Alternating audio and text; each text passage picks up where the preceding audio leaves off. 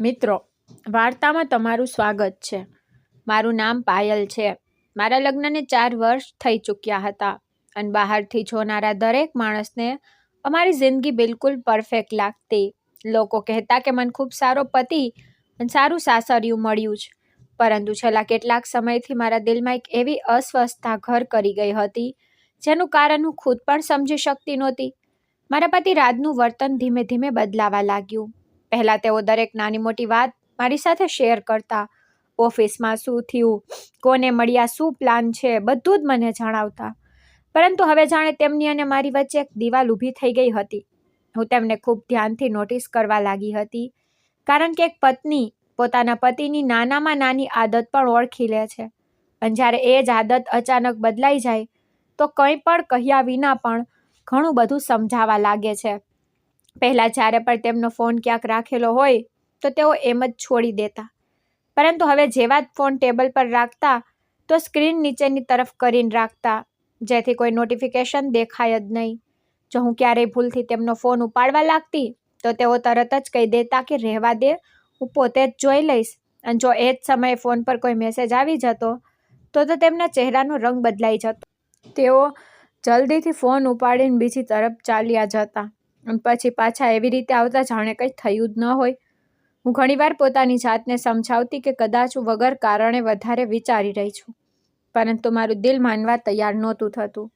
હું એક commercial pilot હતી, એટલા માટે મારી નોકરી એવી હતી જેમાં મને અવારનવાર અલગ અલગ શહેરોમાં અને ક્યારેક બીજા દેશો સુધી ઉડાન ભરવી પડતી હતી. ઘણીવાર 2 દિવસ તો ઘણીવાર 4-5 દિવસ સુધી મને ઘરથી બહાર રહેવું પડતું. પછી ફ્લાઇટ પૂરી કરીને પાછી મારા શહેરમાં લોટી આવતી. જેટલો સમય મળતો એ પૂરો મારા પરિવાર સાથે વિતાવતી. મારી દુનિયા ખૂબ નાની હતી. તેમાં મારા પતિ રાજ, મારી સાસુ સવિતા અને મારા પિતાજી હતા. મારી માનું ઘણા વર્ષો પહેલાં દેહવસાન થઈ ચૂક્યું હતું, તેથી મારા પિતાજી જ મારા માટે બધું જ હતા. હું જ્યારે પણ રજા પર હોઉં ત્યારે તેમને મળવા પિયર જતી રહેતી અને કેટલાક કલાકો તેમની સાથે વિતાવીને પછી પાછી મારા સાસરે આવી જતી. મારા પિતાજી હંમેશા કહેતા કે બેટા, ભલે ગમે એટલી મોટી નોકરી કરી લો, પરંતુ પોતાના સંબંધોને ક્યારેય ન છોડતા. અને મેં હંમેશા તેમની આ વાતને દિલથી માની હતી. હું મારા કામ અને મારા પરિવાર બંનેને સરખો સમય આપવાનો પૂરો પ્રયાસ કરતી. મને મારી નોકરીથી ખૂબ પ્રેમ હતો. જ્યારે હું આકાશમાં હજારો ફૂટ ઉપર વિમાન ઉડાવી રહી હોતી હતી ત્યારે મને લાગતું હતું કે મેં જિંદગીમાં કંઈક હાસિલ કર્યું છે. પરંતુ એ જ વખતે મારા મનમાં ઘરની પણ ચિંતા બનેલી રહેતી હતી. તેથી જેવી જ મારી ફ્લાઇટ પૂરી થતી, હું જલ્દીમાં જલ્દી ઘરે પાછા ફરવાનો પ્રયાસ કરતી. પહેલાં જ્યારે હું ઘરે આવતી તો રાજ દરવાજા પર જ મારી રાહ જોતા, મારા હાથમાંથી બેગ લેતા અને મલકાઈને કહેતા કે તારી ખૂબ યાદ આવી. પરંતુ હવે બધું બદલાઈ ચૂક્યું હતું. હવે હું દરવાજો ખોલીને અંદર આવતી તો તેઓ ક્યારેક ફોન પર બિઝી હતા, ક્યારેક રૂમમાં બેઠા રહેતા અને બસ એટલું કહી દેતા કે આવી ગઈ તું. હું મલકાઈને તેમની પાસે જતી, પરંતુ તેમની મુસ્કુરાહટ હવે પહેલાં જેવી રહી નહોતી. હું ઘણીવાર તેમને પૂછતી કે બધું ઠીક તો છે ને? તો તેઓ હંમેશા એ જ કહેતા કે હા, બધું ઠીક છે, તું વગર કારણે વિચારતી રહે છે. હું તેમની વાત માની લેતી, પરંતુ મારું દિલ દર વખતે એ જ કહેતું કે ક્યાંક ને ક્યાંક કંઈક એવું જરૂર છે જે મારાથી છુપાવવામાં આવી રહ્યું છે. મારી સાસુ સવિતા પણ પહેલાં મારી સાથે ઠીક જ રહેતી, પરંતુ છેલ્લા કેટલાય મહિનાઓથી તેમનું વર્તન પણ થોડું બદલાઈ ગયું હતું. તેઓ અવારનવાર મને મેણા ટોણા મારતી રહેતી, કહેતી કે 4 વર્ષ થઈ ગયા લગ્નને, પરંતુ હજી સુધી ઘરમાં બાળકની કિલકારી ગુંજી નથી.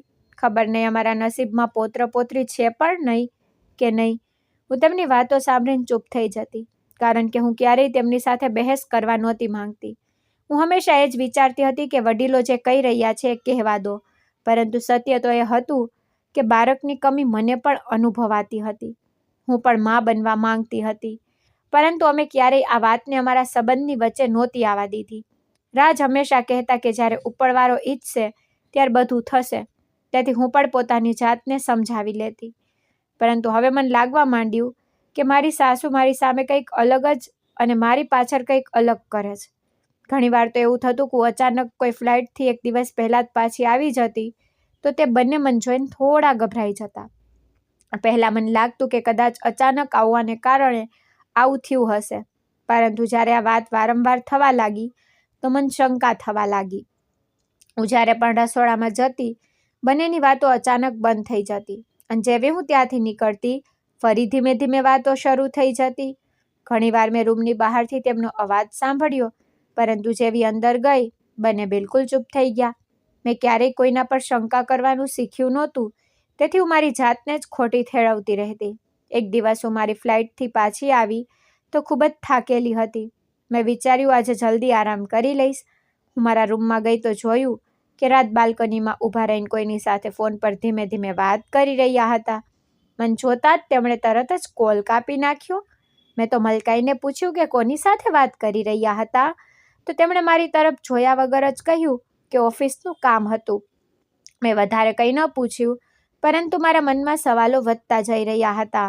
રાત્રે જ્યારે તેઓ ઊંઘી ગયા તો પહેલીવાર મારા મનમાં તેમનો ફોન જોવાનો વિચાર આવ્યો, પરંતુ બીજી ક્ષણે મેં મારી જાતને રોકી લીધી. મેં વિચાર્યું કે જો સંબંધમાં ભરોસો ખત્મ થઈ જાય તો સંબંધ પણ વધારે દિવસ ન જ ચાલતો, તેથી મેં ફોન ન અડ્યો. પરંતુ પછીના દિવસે સવારે જ્યારે હું ઉઠી તો જોયું કે તેમનો ફોન તેમના ઓશિકા નીચે રાખેલો હતો. પહેલાં તો તેઓ એવું ક્યારેય નહોતા કરતા. આ નાની વાતો મારા મનને વધુ અસ્વસ્થ કરવા લાગી. હું મારી નોકરીને કારણે મજબૂત બની ચૂકી હતી. મુશ્કેલ પરિસ્થિતિઓમાં પણ નિર્ણયો લેતા જાણતી હતી, પરંતુ પોતાના જ ઘરમાં ચાલી રહેલી અજીબસી દૂરીનો સામનો કરવો મારા માટે સૌથી મુશ્કેલ થઈ રહ્યો હતો. હું દરરોજ એ જ આશા રાખતી કે કદાચ બધું પહેલાં જેવું થઈ જશે, પરંતુ દરેક નવો દિવસ મારી સામે એક નવો સવાલ ઊભો કરી દેતો. મારી સાસુનું વર્તન પણ હવે કંઈક વધારે જ અજીબ લાગવા માંડ્યું હતું. જો હું રાજની સાથે ક્યાંક બહાર જવાની વાત કરતી તો તેઓ કોઈને કોઈ બહાનું બનાવીને તેમને રોકી લેતી. ક્યારેક કહેતી તબિયત ઠીક નથી, ક્યારેક કહેતી ઘરનું કામ છે, અને રાત પર કંઈ પણ વિચાર્યા વિના તેમની વાત માની લેતો. પહેલાં એવું નહોતું. પહેલાં તેઓ મારા માટે સમય કાઢી લેતા, પરંતુ હવે જાણે મારી જગ્યા ધીમે ધીમે કોઈ બીજી વસ્તુએ લઈ લીધી હતી. હું કેટલી રાતો જાગીને એ જ વિચારતી રહેતી કે આખરે એવું શું બદલાઈ ગયું? શું મારી નોકરીને કારણે અમારી વચ્ચે દૂરી આવી ગઈ છે? શું તેમને મારું વારંવાર બહાર જવું પસંદ નથી? કે પછી ખરેખર કોઈ એવી વાત છે જે મારાથી છુપાવવામાં આવી રહી છે? હું તો દરેક સવાલનો જવાબ શોધવા માંગતી હતી, પરંતુ પુરાવા વિના કોઈના પર આક્ષેપ પણ નહોતી લગાવી શકતી. તેથી મેં નક્કી કરી લીધું કે હવે હું ઉતાવળમાં કોઈ પણ નિર્ણય નહીં લઉં.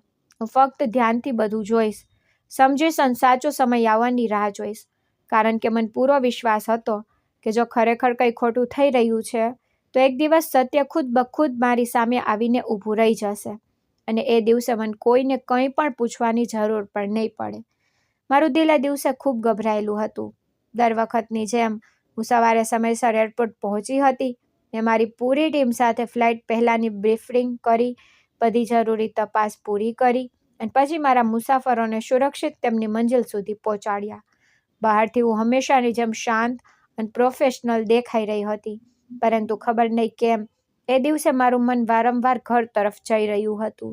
ઉડાન પૂરી થયા પછી હું પાછી મારા શહેરમાં લોટી, અને આ વખતે સતત કેટલાક દિવસોની ડ્યુટી પછી મને પૂરા 5 દિવસની રજા મળી. એટલા માટે હું ખૂબ ખુશ હતી. મને લાગ્યું હતું કે હવે હું આરામથી મારા પરિવાર સાથે સમય વિતાવીશ, રાત સાથે ક્યાંક બહાર જઈશ, મારી સાસુ સાથે બેસીને વાતો કરીશ અને આટલા દિવસોનો થાક પણ ઉતરી જશે. પરંતુ ઘરે પાછા ફર્યા પછી મને એ ખુશી અનુભવાઈ નહીં જેની હું આશા રાખીને આવી હતી. રાજનું એ જ બદલાયેલું વર્તન હજુ પણ એવું જ હતું. તેઓ પહેલાંની જેમ મારી સાથે ખુલીને વાત નહોતા કરતા. તેમનો ફોન હર સમયે તેમના હાથમાં રહેતો. જો હું તેમની પાસે બેસતી તો તેઓ ફોન ઊંધો મૂકી દેતા, અને જેવા જ સ્ક્રીન પર કોઈ મેસેજ આવતો તેઓ તરત જ તેને જોઈને ફોન ખિસ્સામાં મૂકી દેતા. ઘણીવાર હું તેમને પૂછતી કે કોનો મેસેજ છે, તો તેઓ હસીને કહેતા કે ઓફિસનું કામ છે. તું વગર કારણે દરેક વાત પર સવાલ કરે છે. તો હું ચૂપ થઈ જતી, કારણ કે હું અકારણ લડાઈ નહોતી કરવા માંગતી. પરંતુ મારા દિલમાં ઉઠી રહેલા સવાલો દરરોજ વધુ ઊંડા થતા જઈ રહ્યા હતા. પહેલાં જ્યારે હું ફ્લાઇટથી પાછી આવતી હતી તો રાત જલ્દી ઘરે આવી જતા, જેથી અમે લોકો સાથે બેસીને જમી શકીએ. પરંતુ હવે તેઓ અવારનવાર મોડી રાત સુધી ઓફિસમાં રહેવા લાગ્યા હતા. હું તેમને આવવાની રાહ જોતી રહેતી. જમવાનું ગરમ કરતી, પછી ઠંડુ થઈ જતું, ફરી ગરમ કરતી, પરંતુ તેઓ નહોતા આવતા. જ્યારે રાત કાફી થઈ જતી ત્યારે દરવાજો ખુલતો અને તેઓ થાકેલા હોવાનું બહાનું બનાવીને સીધા રૂમમાં ચાલ્યા જતા. હું પૂછતી કે જમી લો તો કહેતા કે ઓફિસમાં જમી લીધું હતું. હું તો બસ તેમને જોતી રહેતી. મને સમજાતું નહોતું કે આખરે એવું શું બદલાઈ ગયું. એક રાત્રે તો મેં ઘડિયાળમાં જોયું, લગભગ 11:30 વાગી ચૂક્યા હતા. હું સોફા પર બેસીને તેમની રાહ જોઈ રહી હતી. ફોન જોડ્યો તો તેમણે ઉપાડ્યો પણ નહીં. આશરે અડધા કલાક પછી તેમનો મેસેજ આવ્યો. લખ્યું હતું કે મીટિંગમાં છું, મોડું થઈ જશે તો ઊંઘી જા. એક નાનકડા મેસેજે તો મારા મનમાં વધુ અસ્વસ્થતા ભરી દીધી, કારણ કે પહેલાં એવું ક્યારેય નહોતું થયું. પછીના 2 દિવસ પણ લગભગ આ જ બધું ચાલતું રહ્યું. અને પછી એક સવારે મારી જિંદગી અચાનક બદલાઈ ગઈ. એ સમયે સવારનો વખત હતો. રોજની જેમ કિચનમાં ઊભી ચા બનાવી રહી હતી. સાસુ હોલમાં બેસીને ટીવી જોઈ રહ્યા હતા અને રાત તૈયાર થઈને ઓફિસ જવાની ઉતાવળમાં હતા. ત્યાં જ અચાનક મારા ફોનની ઘંટી વાગી. મેં ગેસ ધીમો કર્યો અને ફોન ઉપાડીને જોયું. સ્ક્રીન પર મારા ડેડના મેનેજરનું નામ લખેલું હતું. આટલી સવારે તેમનો ફોન જોઈને મારું દિલ જોરથી ધડકવા લાગ્યું, કારણ કે તેઓ ક્યારેય અકારણ ફોન નહોતા કરતા. મેં જલ્દીથી કોલ રિસીવ કર્યો અને ગભરાઈને પૂછ્યું, હેલો, શું થયું? બધું ઠીક છે ને? તમે આટલી સવારે ફોન કેમ કરી રહ્યા છો? ત્યાંથી તેમનો ગભરાયેલો અવાજ આવ્યો, મેડમ, તમે જેટલી જલ્દી બને એટલી જલ્દી તમારા ઘરે આવી જાઓ. સરની તબિયત અચાનક ખૂબ વધારે ખરાબ થઈ ગઈ છે. તેમની ડાયાબિટીસ કાફી વધી ગઈ છે. તેમને ખૂબ વધારે અશક્તિ અનુભવાઈ રહી છે. વારંવાર ચક્કર આવી રહ્યા છે. ડૉક્ટરે કહ્યું છે કે તરત જ હોસ્પિટલ લઈ જવા પડશે. તમે પ્લીઝ જલ્દી પહોંચી જાઓ. તેમની વાત સાંભળતા જ મારા હાથ પગ ધ્રુજવા લાગ્યા. મારા ચહેરાનો રંગ ઉડી ગયો. એવું લાગ્યું જાણે મારા પગ નીચેથી જમીન સરકી ગઈ હોય. મારા હાથમાંથી ફોન લગભગ છૂટી જ ગયો હતો. હું કેટલીક ક્ષણો માટે ત્યાં જ ઊભી રહી ગઈ. પછી પોતાની જાતને સંભાળતા ભાગીને રૂમમાં ગઈ. જ્યાં રાત પોતાનું બેગ લઈને નીકળવાના જ હતા. મેં ગભરાઈને કહ્યું, રાજ, જલ્દી ચાલો. ડેડની તબિયત ખૂબ ખરાબ થઈ ગઈ છે. તેમને હોસ્પિટલ લઈ જવાના છે. આપણે અત્યારે જ નીકળવું પડશે. મને આશા હતી કે તેઓ એક પણ ક્ષણ ગુમાવ્યા વિના મારી સાથે ચાલી નીકળશે. પરંતુ તેમણે મારી તરફ જોયું અને બિલકુલ શાંત અવાજમાં કહ્યું કે હું નથી જઈ શકતો. મને ઓફિસ માટે ખૂબ મોડું થઈ રહ્યું છે. આજે મારી ખૂબ જરૂરી મીટિંગ છે. તેને હું કોઈ પણ સંજોગોમાં કેન્સલ નથી કરી શકતો. તું ડ્રાઈવર સાથે જતી રહે. હું પછી જોઉં છું. તેમની વાત સાંભળીને મને કેટલીક સેકન્ડ માટે તો વિશ્વાસ ન થયો. મેં ફરી કહ્યું, રાજ, પ્લીઝ. તે ફક્ત મારા નહીં, તમારા પણ ડેડ જેવા છે. તેમની હાલત ખૂબ ખરાબ છે. તમે ફક્ત આજે મારી સાથે ચાલો. પરંતુ તેમણે પોતાની ઘડિયાળ જોઈ અને બોલ્યા, પાયલ, મેં કહ્યું ને મને મોડું થઈ રહ્યું છે. તું ડ્રાઈવર સાથે નીકળી જા. હું ફ્રી થઈને આવી જઈશ. આટલું કહીને તેમણે પોતાનું બેગ ઉપાડ્યું અને મારી તરફ ફરીથી જોયા વગર ઘરની બહાર નીકળી ગયા. હું દરવાજા પર ઊભી તેમને જતા જોઈ રહી ગઈ.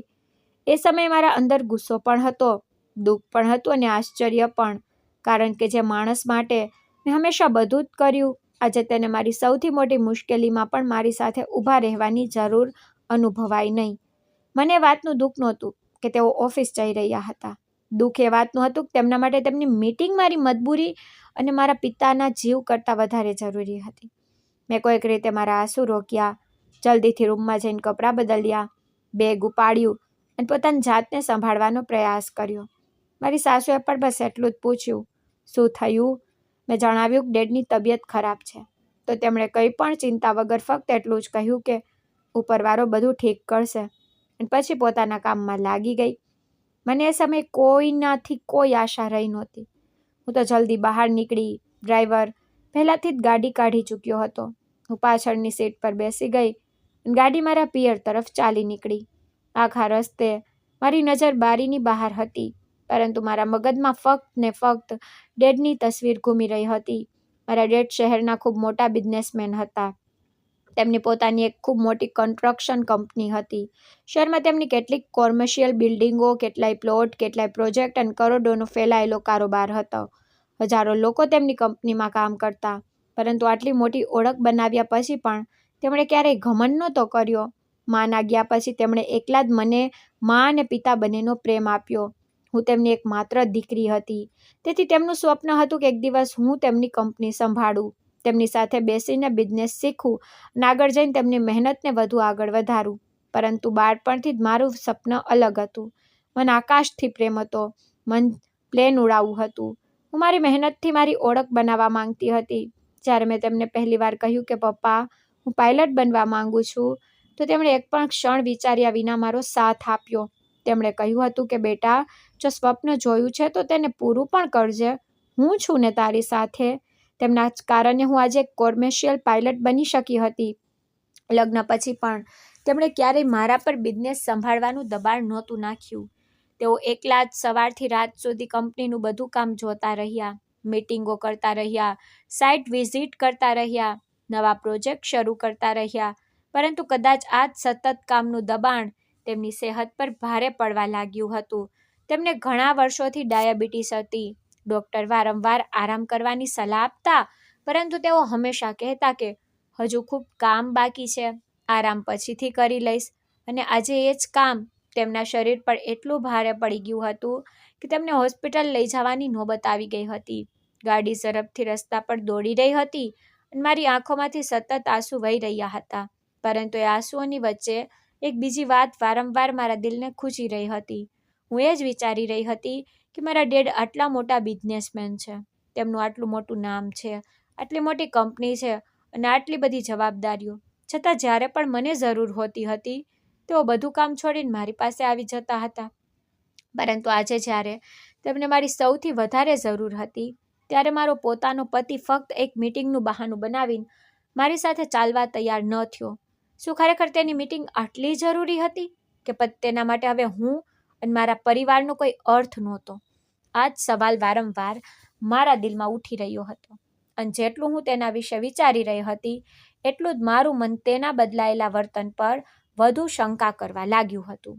મને અનુભવાઈ રહ્યું હતું કે રાજ ફક્ત મારાથી દૂર નહોતો થઈ રહ્યો, પરંતુ ધીમે ધીમે મારા દરેક દુઃખ અને દરેક જવાબદારીથી પણ પોતાની જાતને અલગ કરતો જઈ રહ્યો હતો. અને મને બિલકુલ પણ અંદાજો નહોતો કે આવનારા કેટલાક કલાકોમાં મારી સામે એવા સત્ય આવવાના છે જે મારી પૂરી જિંદગી બદલીને રાખી દેશે. આ બધું વિચારતા વિચારતા આખરે હું મારા પિયર પહોંચી ગઈ. જેવી ગાડી ઘરની અંદર ગઈ, મારું દિલ વધુ તેજ ધડકવા લાગ્યું. હું જલ્દી ગાડીમાંથી ઉતરી અને કોઈને કંઈ પણ કહ્યા વગર સીધી ડેડના રૂમ તરફ ભાગી. રૂમનો દરવાજો ખુલ્યો તો મેં જોયું ડેડ પથારી પર સૂતેલા હતા. તેમના ચહેરા પર પહેલા જેવી ચમક નહોતી. તેઓ ખૂબ જ નબળા લાગી રહ્યા હતા. તેમને જોઈને મારી આંખો ભરાઈ આવી. હું તરત જ તેમની પાસે જઈને બેસી ગઈ. તેમનો હાથ મારા હાથમાં લીધો અને ગભરાઈને બોલી, ડેડ, આ બધું શું થઈ ગયું? તમે ઠીક તો છો ને? તમે મને પહેલાં કેમ ન જણાવ્યું? જો તમારી તબિયત કેટલાક દિવસોથી ખરાબ હતી તો તમે મારાથી છુપાવી કેમ? હું અત્યારે જ તમને હોસ્પિટલ લઈને ચાલું છું. ત્યાં સારી રીતે ઈલાજ થશે, તમે બિલકુલ ઠીક થઈ જશો. ડેડ હરવું મલકાયા અને બોલ્યા, પાયલ બેટા, આટલી ચિંતા ન કર. મને કંઈ નથી થયું, બસ થોડી અશક્તિ છે. હું ઠીક છું. હોસ્પિટલ જવાની કોઈ જરૂર નથી. 2-4 દવાઓ ખાઈ લઈશ તો બધું ઠીક થઈ જશે. પરંતુ તેમની વાત માનવાની નહોતી. હું બાળપણથી તેમને જાણતી હતી. જ્યારે પણ તેમને તકલીફ હોતી, તેઓ હંમેશા એ જ કહેતા કે હું ઠીક છું, જેથી કોઈને પરેશાની ન થાય. મેં તેમનો હાથ મજબૂતીથી પકડી લીધો અને કહ્યું કે ના ડેડ, આ વખતે હું તમારી એક પણ વાત નહીં સાંભળું. અત્યારે તરત જ હોસ્પિટલ ચાલીશું. તમે મારા માટે સૌથી જરૂરી છો. બાકી બધું પછીથી જોવામાં આવશે. તેમણે ફરી ના પાડવાનો પ્રયાસ કર્યો, પરંતુ આ વખતે મેં એમનું એક ન સાંભળ્યું. મેં તરત જ તેમના મેનેજરને બોલાવ્યા, ઘરના 2 લોકોને પણ સાથે લીધા અને ઘણી મુશ્કેલીથી ડેડને ગાડીમાં બેસાડીને હોસ્પિટલ લઈ ગઈ. રસ્તાભરમાં હું તેમની પાસે બેસી રહી અને વારંવાર તેમનો હાથ પકડીને પૂછતી રહી કે ક્યાંક વધારે ચક્કર તો નથી આવી રહ્યા ને? શ્વાસ લેવામાં તકલીફ તો નથી થઈ રહી ને? તે બસ મને જોતા અને કહેતા કે હું ઠીક છું બેટા, તું પરેશાન ન થા. પણ તેમના ચહેરાની થાક સાફ બતાવી રહી હતી કે તે ઠીક નથી. હોસ્પિટલ પહોંચતા જ અમારા ફેમિલી ડૉક્ટર્સ તેમને તરત જ અંદર લઈ ગયા. તેમનું બ્લડ શુગર ચેક કરવામાં આવ્યું, બ્લડ પ્રેશર જોવામાં આવ્યું અને ઘણા જરૂરી ટેસ્ટ કરવામાં આવ્યા. ડૉક્ટરનો ચહેરા પર પણ ચિંતા સાફ દેખાઈ રહી હતી. તેમણે મને પોતાની કેબિનમાં બોલાવીને કહ્યું, પાયલ, સરનું ડાયાબિટીસ ઘણું વધી ગયું છે. કમજોરી પણ ખૂબ વધારે થઈ ગઈ છે. જો સમયસર હોસ્પિટલ ન લાવ્યા હોત તો પરેશાની હજુ વધી શકી હોત. હાલમાં અમે તેમને એડમિટ કરી રહ્યા છીએ. તેમને પૂરા આરામની જરૂર છે. તણાવ બિલકુલ ન હોવો જોઈએ. કેટલાક દિવસો સુધી સતત નિરીક્ષણમાં રાખવા પડશે. ડૉક્ટરની વાત સાંભળીને મારું દિલ બેસી ગયું, પણ મને રાહત પણ હતી કે હું સમયસર તેમને હોસ્પિટલ તો લઈ આવી. પછીના કેટલાક કલાકો સુધી હું તેમના રૂમની બહાર બેસી રહી. ક્યારેક નર્સ આવતી, ક્યારેક ડૉક્ટર અંદર જતા, તો ક્યારેક કોઈ રિપોર્ટ આવતો. હું તો બસ ઉપરવાળા પાસે જ પ્રાર્થના કરતી રહી કે મારા ડેડ જલ્દીથી ઠીક થઈ જાય. તેમને સમયે સમયે ઇન્સ્યુલિન આપવામાં આવવા લાગ્યું. દવાઓ શરૂ થઈ. દર કલાકે તેમનું શુગર લેવલ ચેક કરવામાં આવતું અને બાકી તપાસ પણ થતી રહેતી. હું એક પળ માટે પણ હોસ્પિટલથી બહાર ના ગઈ. મેં મારી બધી રજાઓ ત્યાં જ તેમની સાથે વિતાવવાની શરૂ કરી દીધી. રાત્રે પણ હું તેમના રૂમની પાસે જ બેસી રહેતી. જો તે ઉઠતા તો હું તરત જ પાણી આપતી, દવા આપતી અને તેમની સાથે વાતો કરતી, જેથી તેમનું મન પોરવાયેલું રહે. ઘણીવાર તે કહેતા કે બેટા તું ઘરે જતી રહે, હું ઠીક છું. પણ હું હસીને કહેતી જ્યાં સુધી તમે પૂરી રીતે ઠીક નહીં થઈ જાઓ ત્યાં સુધી હું ક્યાંય નહીં જાઉં. 2-3 દિવસ પછી તેમની હાલત પહેલાં કરતાં કંઈક સુધરવા લાગી. ડૉક્ટરે કહ્યું કે હવે તેમને ઘરે લઈ જઈ શકાય છે, પરંતુ આરામ ખૂબ જરૂરી છે. કોઈ પણ પ્રકારનો તણાવ ન હોવો જોઈએ. રાહતનો શ્વાસ લીધો અને ડેડને લઈને પાછી ઘરે આવી ગઈ. ઘરે આવ્યા પછી પણ હું હર સમયે તેમનું ધ્યાન રાખતી, સમયસર દવા આપતી, જમાડતી અને તેમને વધારે કામ કરવાથી રોકતી રહેતી. જોકે તેમની તબિયત પહેલાં કરતાં ઠીક હતી, પરંતુ હજી પણ તે પૂરી રીતે સ્વસ્થ નહોતા થયા. એટલા માટે મેં નક્કી કર્યું કે હું 2-3 દિવસ હજુ અહીં જ રોકાઈશ. ત્યાર પછી જ સાસરે પાછી જઈશ. એ સમયે મારા મનમાં એ જ ચાલી રહ્યું હતું કે કદાચ રાજ પણ અત્યાર સુધીમાં એકવાર તો મને ફોન કરીને પૂછશે કે ડેડ કેમ છે. પરંતુ આટલા દિવસો વીતી ગયા. તેણે માત્ર એકાદ વાર ઔપચારિક જેવો મેસેજ કર્યો હતો, પછી ચૂપ થઈ ગયો હતો. મેં વિચાર્યું કે કદાચ ઓફિસના કામમાં વ્યસ્ત હશે, એટલા માટે મેં પણ વધારે ધ્યાન ન આપ્યું. હું એ જ દિવસે બપોરે ડેડના રૂમમાં તેમની પાસે બેઠી હતી.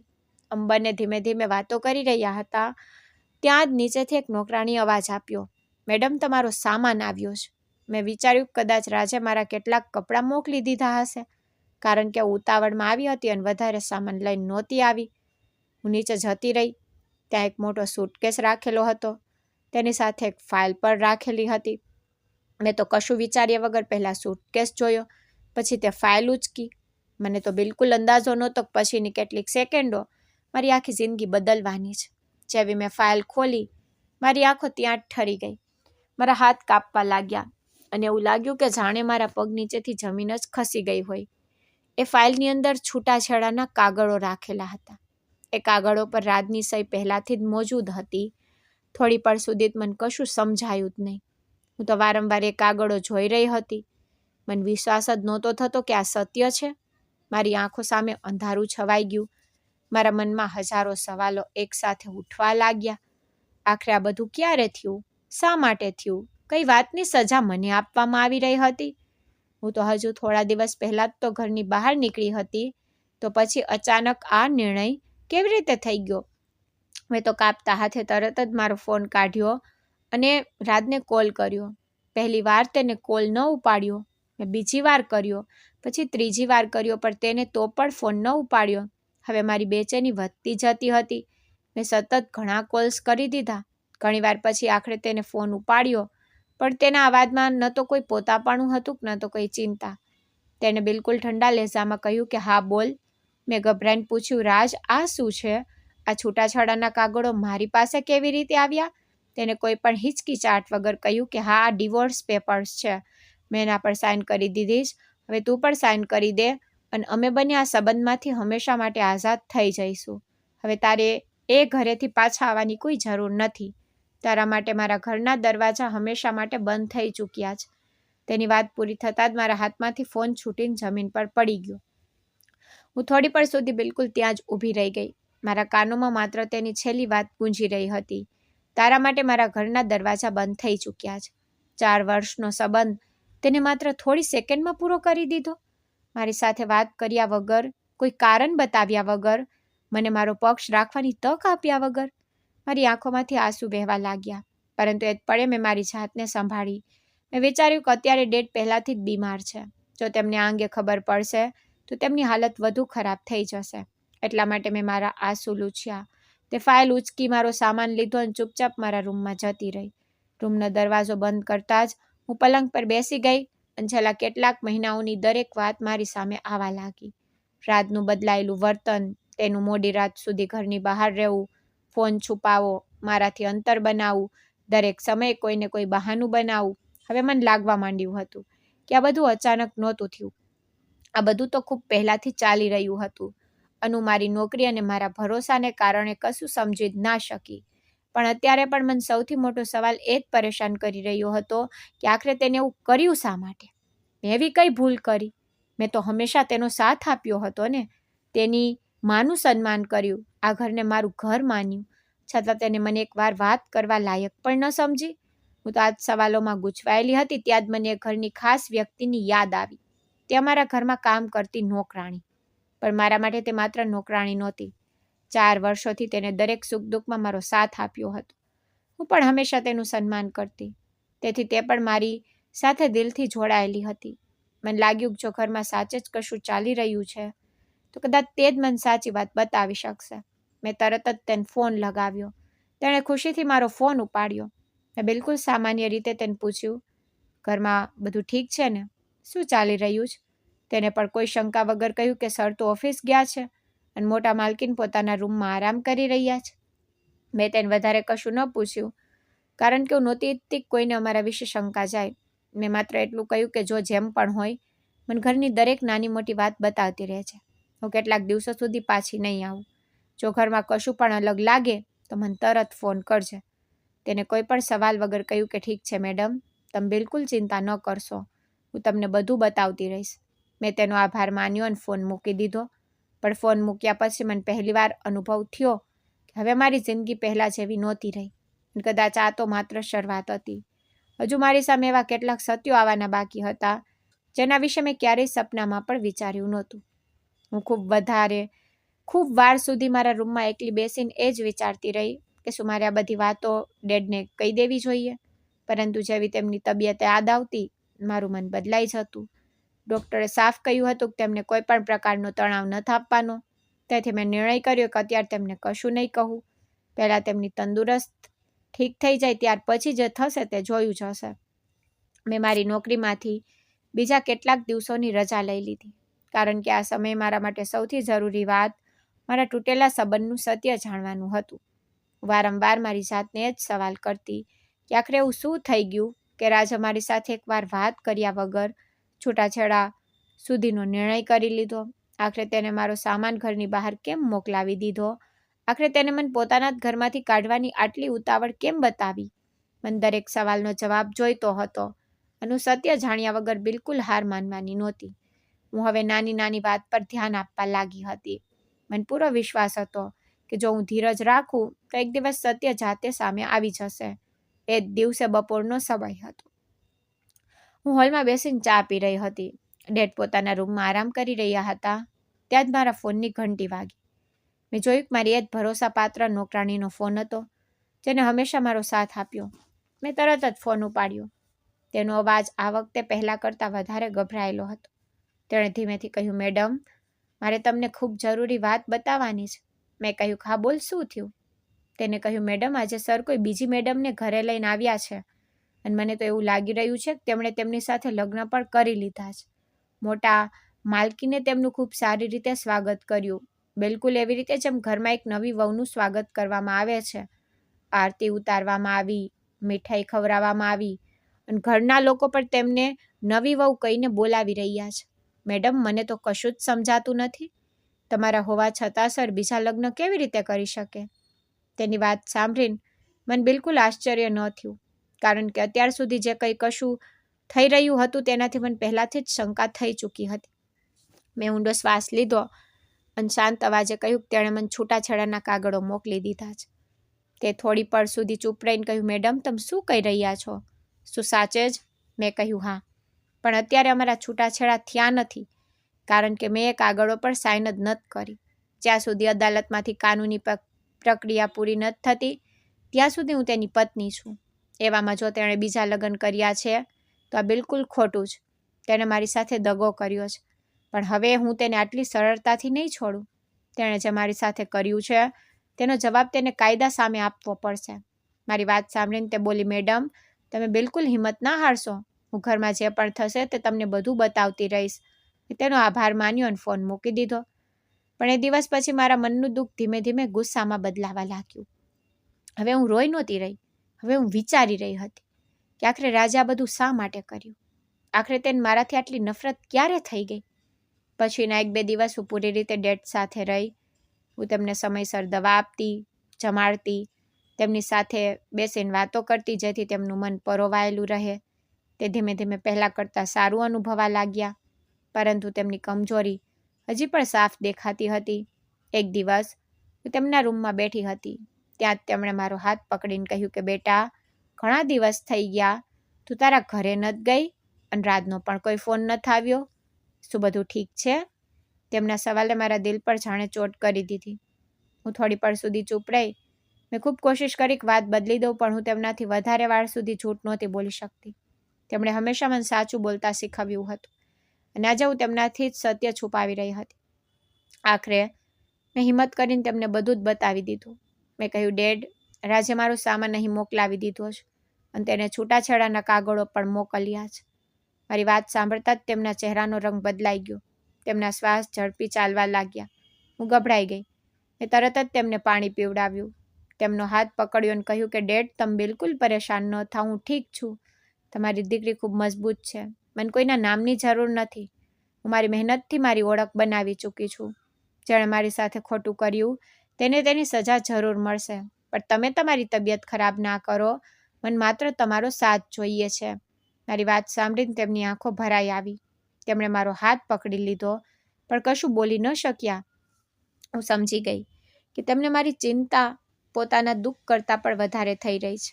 મેં તેમને આરામ કરવા માટે કહ્યું અને જાતે બહાર આવી ગઈ. પણ મારા મનમાં હવે એક જ વાત હતી કે મારે દરેક સત્ય જાણવું છે. એ જ સાંજે ફરી મારી નોકરાણીનો ફોન આવ્યો. આ વખતે તેનો અવાજ વધુ ધીમો હતો. તેને કહ્યું, મેડમ, મને આજે ફરી ખૂબ જરૂરી વાત ખબર પડી છે. મેં પૂછ્યું, શું? તેને કહ્યું, આજે સર, તે અને નવી મેડમ ત્રણેય રૂમમાં બેસીને વાતો કરી રહ્યા હતા. હું બહાર સફાઈ કરી રહી હતી. ત્યાં જ તેમની વાતો મારા કાને પડી. તે લોકો કોઈ જમીનની વાત કરી રહ્યા હતા. સર કહી રહ્યા હતા કે કંપનીમાં ખૂબ મોટું નુકસાન થઈ ગયું છે. હવે નવા બિઝનેસ માટે પૈસાની જરૂર છે. તે લોકો એક નવી કંપની ખોલવાના છે અને તે કંપની તે નવી મેડમના નામે હશે. તેનું નામ રિયા ક્લોથ ફેક્ટરી રાખવામાં આવશે. તે લોકો કહી રહ્યા હતા કે જો પૈસા મળી ગયા તો પછી બધું ઠીક થઈ જશે. તેની વાત સાંભળતા જ મેં કશું પણ કહ્યા વગર ફોન કાપી નાખ્યો, કારણ કે હવે મારા મગજમાં એક એક વાત જોડાતી જતી હતી. હવે મને સમજાવા લાગ્યું કે આખરે આ આખી રમત હતી શું, અને રાજનું બદલાયેલું વર્તન, તેનો ફોન છુપાવો, મોડી રાત સુધી ઘરની બહાર રહેવું, મારાથી અંતર બનાવવું, દરેક સમયે ગુસ્સો કરવો, પછી અચાનક ડિવોર્સ મોકલી દેવા. આ બધું કોઈ એક દિવસનો નિર્ણય નહોતો. આ તો ખૂબ પહેલાંથી જ બનાવેલી યોજના હતી. હવે મને વિશ્વાસ થઈ ગયો હતો કે તેનો એ છોકરી સાથે ઘણા સમયથી સંબંધ ચાલી રહ્યો હતો. હું જ્યારે પણ તેને પૂછતી કે તે મોડો કેમ આવે છે કે ફોન કેમ છુપાવે છે, તો તે મારા પર જ ગુસ્સો કરી દેતો. હું વિચારતી કદાચ ઓફિસનો તણાવ હશે, પણ સત્ય કંઈક અલગ જ હતું. તે ઓફિસ નહીં પણ એ છોકરીને મળવા જતો હતો અને હું મારા ભરોસામાં બધું નજરઅંદાજ કરતી રહી. ત્યાં જ અચાનક મને એક જૂની વાત યાદ આવી, જેણે મારા પૂરા શરીરમાં ધ્રુજારી લાવી દીધી. મને યાદ આવ્યું કે એક રાત્રે હું સતત ઘણી ફ્લાઇટ્સ પૂરી કરીને ખૂબ થાકેલી ઘરે પાછી ફરી રહી હતી. રાજે એ દિવસે મારા માટે જાતે પાણી લઈને આવ્યો હતો. તેને ખૂબ પ્રેમથી કહ્યું, પાયલ, હું આપણા ભવિષ્ય માટે એક નવો બિઝનેસ શરૂ કરવા માંગુ છું. કેટલાક કાગળો તૈયાર કર્યા છે, બસ અહીં સાઇન કરી દે. ખૂબ વધારે થાકેલી હતી. મને તેના પર પૂરો ભરોસો હતો, તેથી મેં વાંચ્યા વગર એ કાગળો પર સાઇન કરી દીધી. તેને કહ્યું હતું કે બાકી બધું હું સંભાળી લઈશ, તું આરામ કર, અને હું જમીનને સૂઈ ગઈ. એ સમયે મને બિલકુલ અંદાજો નહોતો કે જે કાગળો પર હું ભરોસાથી સાઇન કરી રહી છું એ જ એક દિવસ મારી જિંદગીની સૌથી મોટી ભૂલ બની જશે. હવે બધી વાતો સાફ થવા લાગી. હું ઘણા વર્ષોથી કમર્શિયલ પાયલટ તરીકે કામ કરી રહી હતી. મારી મહેનતથી સારી કમાણી કરી હતી. મેં ક્યારેય મારી કમાણી વેડફી નહોતી. ધીમે ધીમે પૈસા બચાવ્યા અને પોતાના ભવિષ્યને સુરક્ષિત રાખવા માટે પોતાના નામે આશરે 4 વીઘા જમીન ખરીદી હતી, જેની કિંમત લગભગ 2 કરોડ રૂપિયા હતી. એ જમીન પર મને ખૂબ ગર્વ હતો, કારણ કે તે કોઈની આપેલી નહીં, પણ મારી પોતાની મહેનતની કમાણીથી ખરીદાયેલી હતી. પણ હવે મને સમજાઈ ગયું હતું કે એ જ રાત્રે જે કાગળો પર મેં આંખો બંધ કરીને ભરોસો કર્યો, તેમાં કદાચ એ જ જમીનના કાગળો પણ સામેલ હતા. રાજે ચાલાકીથી એ જમીન પોતાના નામે કરાવી લીધી હતી, જેથી ભવિષ્યમાં તેને જ્યારે ઈચ્છે ત્યારે વેચી શકે કે ગીરવે મૂકી શકે અને તેને મારી કોઈ સાઇન કે મારી પરવાનગીની જરૂરત ન પડે. હવે મને તેના દરેક પગલાંનો અર્થ સમજાવવા લાગ્યો. રાજ એક મોટી IT કંપનીનો માલિક હતો. તેની કંપની ઘણી મોટી કંપનીઓ માટે સોફ્ટવેર અને બીજા ટેકનોલોજી પ્રોજેક્ટ્સ તૈયાર કરતી, પરંતુ છેલ્લા કેટલાય સમયથી તેની કંપની સતત નુકસાનમાં ચાલી રહી હતી. ઘણા મોટા ક્લાયન્ટ્સે પોતાના પ્રોજેક્ટ રદ કરી દીધા. કેટલાક લોકોએ સમયસર ચૂકવણી નહોતી કરી. નવા પ્રોજેક્ટ્સ પણ પહેલાં જેવા નહોતા મળી રહ્યા. કંપનીની આવક ઓછી થતી જતી હતી, પણ કર્મચારીઓનો પગાર, ઓફિસનું ભાડું અને બાકી ખર્ચા સતત વધી રહ્યા હતા. કદાચ આ જ કારણ હતું કે તેને ખૂબ મોટી રકમની જરૂર હતી અને મારી જમીન તેને સૌથી વધારે સરળ રસ્તો લાગી. બીજી તરફ મારી સાસુ પણ હંમેશા મને બાળક ન થવા માટે મેણા મારતી રહેતી હતી. તે અવારનવાર રાજની સામે પણ એ જ વાત દોહરાવતી કે 4 વર્ષ થઈ ગયા પણ હજુ સુધી ઘરમાં કોઈ બાળક નથી થયું. ધીમે ધીમે કદાચ તેમણે પણ રાજના મનમાં મારા વિરુદ્ધ વાતો ભરવાની શરૂ કરી દીધી અને પછી રાજે પોતાના ફાયદા માટે 2 વાતો એક સાથે વિચારી લીધી. એક તરફ તે છોકરી સાથે નવી જિંદગી શરૂ કરવા માંગતો હતો અને બીજી તરફ મારી કરોડોની જમીન પણ પોતાના નામે કરવા માંગતો હતો, જેથી પોતાના નુકસાનમાં ડૂબતા બિઝનેસને બચાવી શકે. હવે મારી સામે આખી તસવીર ધીમે ધીમે સાફ થઈ રહી હતી. તેને માત્ર મને છોડી નહોતી, તેને મારા ભરોસાનો ફાયદો ઉઠાવ્યો, મારા પ્રેમનો ઉપયોગ કર્યો અને મારી મહેનતની કમાણી પર પણ નજર રાખી. પણ હવે હું પહેલાંવાળી પાયલ નહોતી રહી. હવે મેં નક્કી કરી લીધું હતું કે લડ્યા વગર પાછી નહીં હટું. જેણે મને દગો આપ્યો છે તેને પોતાના દરેક ખોટા કામનો હિસાબ આપવો પડશે. અને હવે મારી લડાઈ માત્ર પોતાના સંબંધ માટે નહીં, પણ મારી મહેનત, મારી ઓળખ અને મારા આત્મસન્માન માટે હતી. મેં એક દિવસે અમારા ફેમિલી વકીલ સંજયને મળવાનો નિર્ણય કર્યો અને સમય બગાડ્યા વગર તેમની ઓફિસ પહોંચી ગઈ. તેમણે મને બેસવા માટે કહ્યું, પણ મારી હાલત જોઈને તેમને સમજાઈ ગયું હતું કે હું ખૂબ મોટા આઘાતમાંથી પસાર થઈ રહી છું. જેવા તેમણે મને પૂછ્યું કે આખરે થયું શું છે, હું મારા આંસુ રોકી ન શકી અને શરૂઆતથી લઈને અંત સુધી તેમની પૂરી વાત બતાવી દીધી. મેં તેમને બતાવ્યું કે રાજે ખૂબ વિચારી સમજીને અને પૂરા પ્લાનિંગ સાથે મારી સાથે આ બધું કર્યું. પહેલાં તેણે પ્રેમ અને વિશ્વાસનો ગેરફાયદો ઉઠાવીને મારી પાસે કેટલાક કાગળો પર સાઇન કરાવી લીધી. એ સમયે તેને કહ્યું હતું કે આ માત્ર બિઝનેસ સાથે જોડાયેલા જરૂરી કાગળ છે અને મને તેના પર પૂરો વિશ્વાસ હતો. તેથી મેં વાંચ્યા વગર જ તેના પર સાઇન કરી દીધી. પણ પછીથી મને ખબર પડી કે એ જ કાગળનો ઉપયોગ કરીને તેને મારી પ્રોપર્ટી પોતાના નામે કરાવવાની કોશિશ કરી, કારણ કે તેના બિઝનેસમાં સતત નુકસાન થઈ રહ્યું હતું અને તેને પૈસાની ખૂબ જરૂર હતી. પોતાનો લોભ પૂરો કરવા માટે તેને અમારા 4 વર્ષ જૂના સંબંધની પણ કોઈ કિંમત ન સમજી. મેં તેમને એ પણ જણાવ્યું કે અમારા લગ્નને 4 વર્ષ થઈ ચૂક્યા હતા, પણ અમારે કોઈ સંતાન નહોતું અને આ દરમિયાન તેનો કોઈ બીજી છોકરી સાથે અફેર શરૂ થઈ ગયો.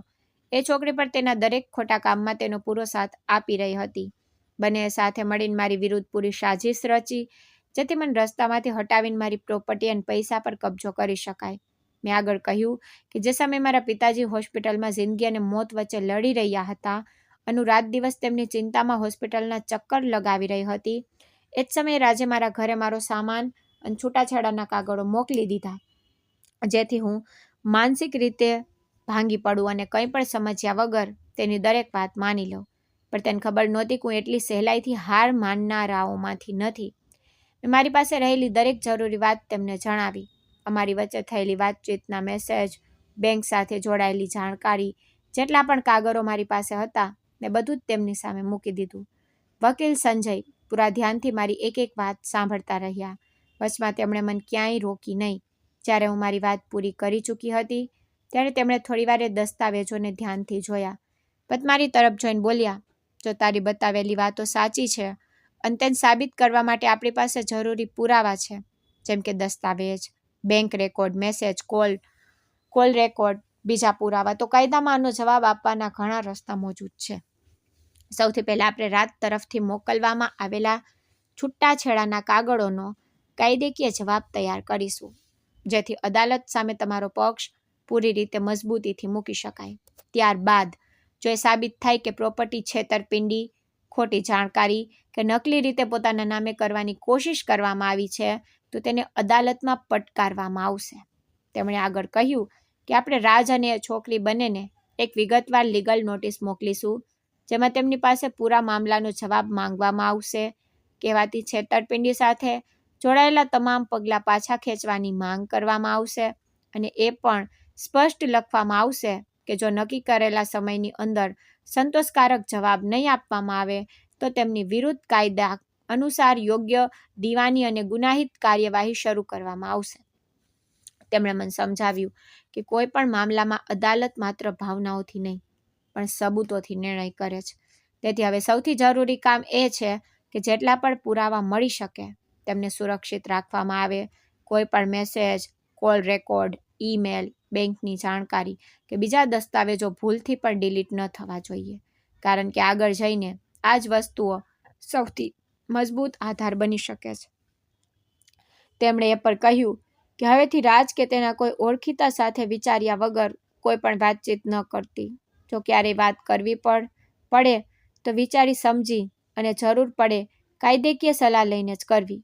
તેમની દરેક વાત સાંભળતા મારી અંદરનો ડર ધીમે ધીમે હવે ઓછો થવા લાગ્યો, કારણ કે પહેલીવાર મને લાગ્યું કે હું આ લડાઈમાં બિલકુલ એકલી નથી.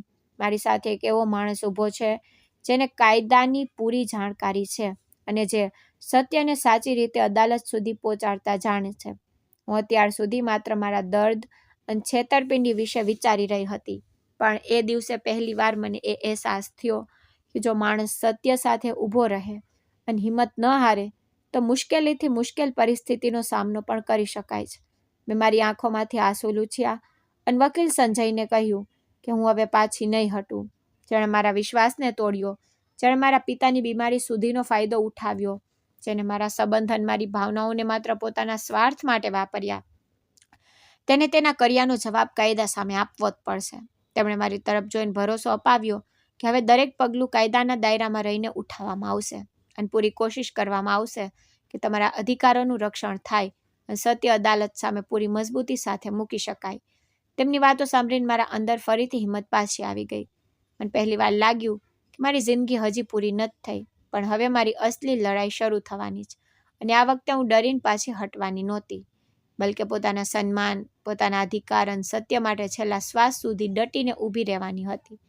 પણ લીગલ નોટિસ મોકલતા પહેલાં મેં એકવાર જાતે જઈને મારી આંખોથી બધું જોવું જરૂરી સમજ્યું. હું કોઈ બીજાની વાતો પર ભરોસો કરવા નહોતી માંગતી. હું જાતે જાણવા માંગતી હતી કે આખરે મારા પાછળ ત્યાં શું બદલાઈ ચૂક્યું છે અને કઈ રીતે મારી જગ્યા કોઈ બીજાને આપી દેવામાં આવી છે.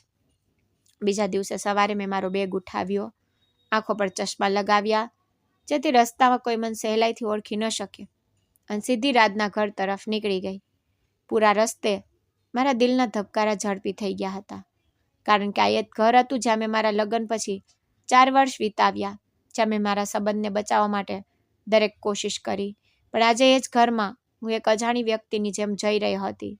થોડી વાર પછી હું ઘરની બહાર પહોંચી.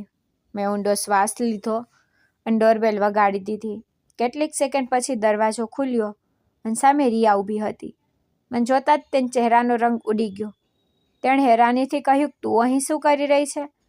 મેં તેની તરફ જોયું અને ડર્યા વગર કહ્યું, પહેલાં તું એ બતાવ કે તું કોણ છો મારી પાસે આ સવાલ પૂછવાવાળી.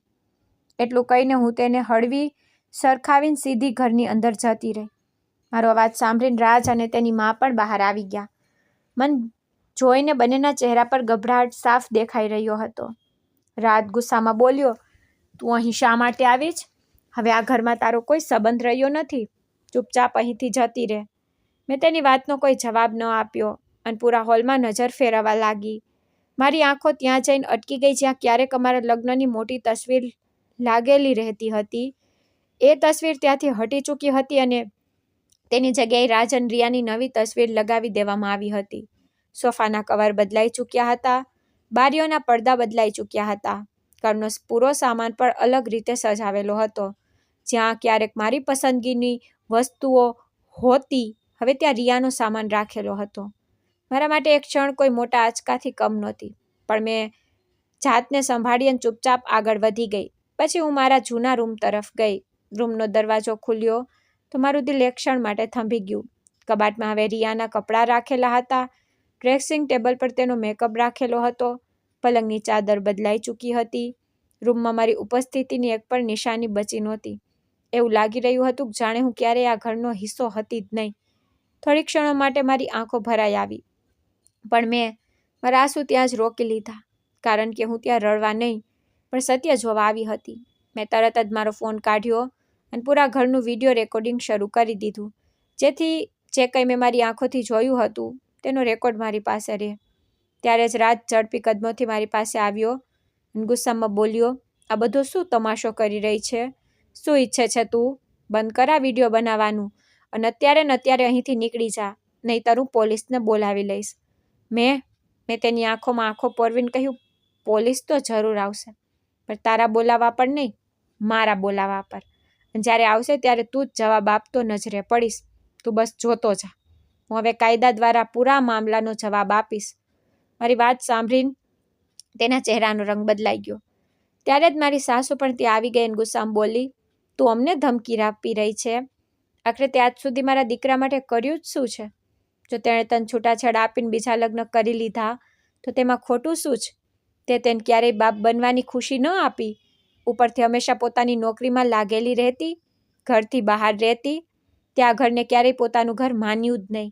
અમે 4 વર્ષ સુધી તને સહન કરીશ. હવે જ્યારે અમારો દીકરો પોતાની જિંદગી શાંતિથી જીવવા માંગે છે તો તું ફરીથી તેની જિંદગીમાં આવી ગઈ છે. તેમની વાતો સાંભળીને મારું દિલ તૂટી રહ્યું હતું, પણ મેં જાતને નબળી પડવા ન દીધી. ત્યારે જ રાજ પણ બોલ્યો, હા, તે આખરે મારા માટે કર્યું જ શું છે? હું હવે મારી જિંદગી રિયા સાથે વિતાવવા માંગુ છું, તેથી અમને હેરાન કરવાનું બંધ કર. મેં ધીમેથી મારી સાસુ તરફ જોયું અને શાંત પણ મજબૂત અવાજમાં કહ્યું, સાસુબાજી, આજે તમે કહી રહ્યા છો કે મેં આ ઘર માટે કંઈ નથી કર્યું. શું તમને સાચે જ કંઈ યાદ નથી? જ્યારે રાજના બિઝનેસમાં નુકસાન થતું ત્યારે પૈસા કોણ આપતું? જ્યારે કંપનીને સંભાળવા માટે જરૂર પડતી ત્યારે પોતાની સેલરીથી મદદ કોણ કરતું? આ ઘરના ખર્ચામાં મેં બરોબરનો સાથ આપ્યો. આ ઘરમાં જે પૈસા લાગ્યા તેમાં મારો પણ હિસ્સો હતો. જો હું નોકરી કરતી હતી તો શું એ પૈસાથી આ ઘરનો ફાયદો નહોતો થતો? શું મેં તમારી સારવાર માટે પૈસા નહોતા આપ્યા? શું મેં ક્યારેય તમારી કોઈ જરૂરિયાત ના પાડી? શું મેં ક્યારેય તમારી સેવા કરવાનો અસ્વીકાર કર્યો? મેં ક્યારેય તમને માં કહીને સન્માન ન આપ્યું? શું મેં આ ઘરને પોતાનું ઘર ન માન્યું? મારી વાતો સાંભળીને થોડી ક્ષણો માટે ત્યાં સન્નાટો છવાઈ ગયો, પણ કોઈએ કંઈ ન કહ્યું. મારી આંખોમાંથી હવે આંસુ આવી ચૂક્યા હતા, પણ મારો અવાજ હજી પણ મજબૂત હતો. મેં આગળ કહ્યું, મને તમારી પાસે ક્યારેય આવી અપેક્ષા નહોતી. મને લાગ્યું હતું કે જો પૂરી દુનિયા મારી વિરુદ્ધ થઈ જાય તો પણ તમે સત્યનો સાથ આપશો, પણ આજે તમે પણ એ જ માણસ સાથે ઊભા છો જેને પોતાના સ્વાર્થ માટે સંબંધોને પણ વેચી દીધા. મેં પછી રાત તરફ જોયો અને કહ્યું, તે માત્ર મન છેતરી નથી, તે મારા વિશ્વાસ, મારી ઇજ્જત અને આપણા સંબંધ સાથે છેતરપિંડી કરીશ. અને હવે તારા દરેક કામનો જવાબ કાયદા સામે આપવો પડશે. હું હવે પાછી હટવાની નથી. એટલું કહીને મેં મારો ફોન મારા બેગમાં મૂક્યો અને કોઈની તરફ જોયા વગર ત્યાંથી બહાર નીકળી આવી. રસ્તાભર મારી આંખોમાંથી આંસુ વહેતા રહ્યા, પણ હવે આ આંસુઓમાં નબળાઈ નહીં, પણ પોતાના હક માટે લડવાની હિંમત હતી. હું સીધી ઘરે પાછી આવી ગઈ. ત્યાં સાંજે થતાં અમારા ફેમિલી વકીલ સંજય તરફથી તૈયાર કરવામાં આવેલી વિગતવાર લીગલ નોટિસ રાજ અને રિયા બંનેના સરનામે પહોંચી ચૂકી હતી. તેમાં પૂરા મામલા પર તેમનો જવાબ માંગવામાં આવ્યો હતો અને એ પણ સ્પષ્ટ લખવામાં આવ્યું હતું કે જો નક્કી કરેલા સમયની અંદર યોગ્ય જવાબ નહીં આપવામાં આવે તો કાયદા અનુસાર આગળની દીવાની અને ગુનાહિત કાર્યવાહી શરૂ કરવામાં આવશે. જ્યારે રાજે એ નોટિસ વાંચી તો પહેલીવાર તેના ચહેરા પરથી ઘમંડ ગાયબ થઈ ચૂક્યો હતો, કારણ કે તેને સમજાઈ ગયું હતું કે જે છોકરીને તેને નબળી સમજીને છેતરી હતી હવે એ જ સત્ય અને કાયદા સાથે તેની સામે મજબૂતીથી ઊભી હતી. જેવી રાજના હાથમાં લીગલ નોટિસ પહોંચી તેનો ચહેરો એકદમથી ઉતરી ગયો. તેને બિલકુલ પણ આશા નહોતી કે હું આટલી ઝડપથી તેની વિરુદ્ધ આટલું મોટું પગલું ભરી લઈશ. તેને હંમેશા એવું જ લાગતું હતું કે હું ડરી જઈશ, રડીશ, ચૂપચાપ બધું સહન કરી લઈશ, પણ આ વખતે એવું બિલકુલ ન થયું. તેણે એ જ સમયે પોતાના વકીલને ફોન કર્યો અને તેમને મળવા જતો રહ્યો. ત્યાં પહોંચીને તેણે તેમને પૂરી વાત બતાવી અને મારો મોકલેલો લીગલ નોટિસ તેમની સામે મૂકી દીધો. તેના વકીલે નોટિસને ધ્યાનથી વાંચ્યો અને પછી તેને કહ્યું કે જો આ કેસનો યોગ્ય રીતે જવાબ આપવો હોય તો સૌથી પહેલાં મને પ્રોપર્ટીના તમામ કાગળો, બેંકની જાણકારી, બાકીના જરૂરી પેપર બતાવો. બધું જોયા વગર હું કોઈ જવાબ તૈયાર ન કરી શકું. પછી રાજે પોતાની પાસે રાખેલા તમામ કાગળો એકઠા કર્યા અને પોતાના વકીલને આપી દીધા. કેટલાક દિવસો પછી તેમની તરફથી નોટિસનો જવાબ અમારા વકીલ પાસે આવ્યો, પણ તેનાથી કોઈ ઉકેલ ન નીકળ્યો. બંને પોતપોતાની વાત પર અડગ રહ્યા. ત્યારે મારા ફેમિલી વકીલ સંજયે કહ્યું કે હવે કોર્ટ સિવાય કોઈ રસ્તો નથી બચ્યો. તેમણે તરત જ કેસ ફાઇલ કરી દીધો. કેટલાક દિવસો પછી કોર્ટની પહેલી તારીખ આવી ગઈ. એ દિવસે હું સવારથી જ ખૂબ ગભરાયેલી હતી, પણ મેં મારી જાતને સંભાળી અને પોતાના વકીલ સાથે કોર્ટ પહોંચી ગઈ. બીજી તરફ રાજ પણ પોતાના વકીલ સાથે ત્યાં હાજર હતો. થોડીવાર પછી જજ સાહેબ આવ્યા. સુનાવણી શરૂ થઈ. સૌથી પહેલાં મારા વકીલે જજ સાહેબ સામે કહ્યું કે અમારી તરફથી એ કહેવું છે કે પ્રોપર્ટી સાથે જોડાયેલા કેટલાક કાગળો પર છેતરપિંડીથી સાઇન કરવામાં આવી છે અને પછીથી એ જ કાગળોનો ખોટો ઉપયોગ કરવામાં આવ્યો છે. તેથી આખા મામલાની સારી રીતે તપાસ થવી જોઈએ. બીજી તરફ રાજના વકીલે કહ્યું કે તેમના હિસાબે એવું કંઈ નથી થયું અને તેઓ પણ પોતાના પુરાવા કોર્ટ સમક્ષ રાખશે. જજ સાહેબે બંનેની વાતો ધ્યાનથી સાંભળી અને પછી કહ્યું કે આ કેસમાં જે પણ નિર્ણય થશે તે ફક્ત પુરાવા જોઈને જ થશે, કોઈની વાત માનીને નહીં. આ પછી બંને પક્ષોને પોતાના કાગળો, બેંકના રેકોર્ડ, મેસેજ, કોલ રેકોર્ડ અને બાકીના પુરાવા જમા કરવાનો સમય આપવામાં આવ્યો. સુનાવણી આગળની તારીખ પર જતી રહી. આગળની તારીખ પહેલાં હું ફરી મારા વકીલ સંજયને મળવા ગઈ. આ વખતે હું મારી સાથે તે વિડીયો પણ લઈને ગઈ હતી જે હું જાતે રાજના ઘરે જઈને રેકોર્ડ કરીને લાવી હતી. મેં તેમને તે પૂરો વિડીયો બતાવ્યો જેમાં ઘરની અંદર થયેલા બદલાવ, મારા લગ્નની તસવીર હટાવીને બીજી તસવીર લગાવી અને બાકીની બધી વસ્તુઓ સાફ દેખાઈ રહી હતી. મેં તેમને કહ્યું કે મને લાગે છે કે આ વિડીયો મારા પક્ષને મજબૂત કરી શકે છે. તેમણે તે વિડીયો ધ્યાનથી જોયો અને તેની એક કોપી પોતાની પાસે રાખી લીધી. પછી તેમણે કહ્યું કે જો કોર્ટ આને મંજૂર કરશે તો આપણે આને પુરાવા તરીકે ચોક્કસ બતાવીશું. આ પછી મેં તેમને કહ્યું કે મારી જૂની નોકરાણી સુષ્મા પણ આ કેસમાં ખૂબ જરૂરી સાક્ષી છે, કારણ કે તેને ઘરમાં થયેલી ઘણી વાતો પોતાની આંખોથી જોઈ છે. તેને રાજ અને તેની માની વાતો પણ સાંભળી છે અને તે બતાવી શકે છે કે મારી સાથે ઘરમાં કેવો વ્યવહાર કરવામાં આવતો હતો. મારા વકીલે સુષ્મા સાથે પણ લાંબી વાત કરી અને તેનું પૂરું નિવેદન તૈયાર કર્યું. તેમણે તેને સમજાવ્યું કોર્ટમાં ફક્ત એ જ વાત કહેવી જે તે પોતાની આંખોથી જોઈ છે અથવા પોતાના કાનોથી સાંભળી છે. તે પછી તેમણે મારી પ્રોપર્ટી સાથે જોડાયેલા બધા સરકારી રેકોર્ડ કઢાવવાના શરૂ કર્યા.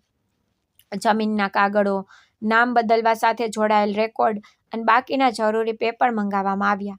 જ્યારે તે બધાની તપાસ થઈ તો ઘણી એવી વાતો સામે આવી જેનાથી ખબર પડી કે મારી જાણ વગર પ્રોપર્ટીના રેકોર્ડમાં બદલાવ કરવાનો પ્રયાસ થયો હતો. મારા વકીલે તે બધા કાગળોની કોપી કઢાવી અને એક એક વસ્તુને ધ્યાનથી જોઈ. આ દરમિયાન અમને એ પણ ખબર પડી કે રાજ એ જ પ્રોપર્ટીના ભરોસે કરોડોની એક ફેક્ટરી શરૂ કરવાની તૈયારી કરી રહ્યો હતો. આ વાત જાણ્યા પછી મારા વકીલે તે ફેક્ટરી સાથે જોડાયેલા પણ જરૂરી રેકોર્ડ કઢાવવાના શરૂ કરી દીધા, જેથી જો જરૂર પડે તો તેમને પણ કોર્ટમાં બતાવી શકાય. ધીમે ધીમે મારી પાસે ઘણા એવા કાગળો અને જાણકારીઓ આવી ગઈ જે મારા પક્ષને મજબૂત કરી રહી હતી. પછી આખરે બીજી તારીખ પણ આવી ગઈ. તે દિવસે હું પહેલાં કરતાં વધુ હિંમત સાથે કોર્ટ પહોંચી, કારણ કે હવે મને લાગવા માંડ્યું હતું કે સત્ય ધીમે ધીમે બધાની સામે આવી રહ્યું છે. થોડીવાર પછી સુનાવણી શરૂ થઈ. મારા વકીલ એક એક કરીને બધા કાગળો જજ સાહેબ સમક્ષ રાખતા ગયા. તેમણે બેંકની જાણકારી બતાવી, જરૂરી દસ્તાવેજો બતાવ્યા અને પછી કહ્યું કે હવે અમે એક વિડીયો બતાવવા માંગીએ છીએ જે મારી અસલી જાતે રેકોર્ડ કર્યો હતો. જજ સાહેબની પરવાનગી મળ્યા પછી કોર્ટમાં તે વિડીયો ચલાવવામાં આવ્યો. પૂરો કોર્ટ રૂમ ચૂપચાપ સ્ક્રીન તરફ જોઈ રહ્યો હતો. વિડીયોમાં સાફ દેખાઈ રહ્યું હતું કે મારા ગયા પછી ઘરમાં શું શું બદલાઈ ચૂક્યું હતું. મારા લગ્નની તસવીર હટાવીને બીજી તસવીર લગાવી દેવામાં આવી હતી. મારા રૂમમાં મારો કોઈ સામાન નહોતો અને દરેક જગ્યાએ રિયાની વસ્તુઓ રાખેલી હતી. વિડીયો પૂરો થયા પછી મારા વકીલે કહ્યું કે આ વિડીયો ફક્ત ઘરની હાલત નથી બતાવતો, પણ એ પણ બતાવે છે કે મારા ક્લાયન્ટને કઈ રીતે તેની જગ્યાએથી પૂરી રીતે હટાવવાનો પ્રયાસ કરવામાં આવ્યો. આ પછી સુષ્માને ગવાહી માટે બોલાવવામાં આવી. તેણે જજ સાહેબ સમક્ષ હાથ જોડીને સાચું બોલવાની વાત કહી અને પછી એક એક કરીને બધી વાતો બતાવવાની શરૂ કરી દીધી. તેને બતાવ્યું કે તેણે પોતાની આંખોથી જોયું હતું કે રાજ અને રિયા ઘણા સમયથી એકબીજાના ખૂબ નજીક હતા. તેને એ પણ બતાવ્યું કે ઘણીવાર રાજ મારા વિશે ખોટી વાતો કરતો હતો અને ઘરમાં મારી વિરુદ્ધ વાતો થતી હતી. તેણે જેટલી વાતો જાતે જોઈ હતી એ જ કોર્ટમાં બતાવી. તે પછી મને ગવાહી માટે બોલાવવામાં આવી.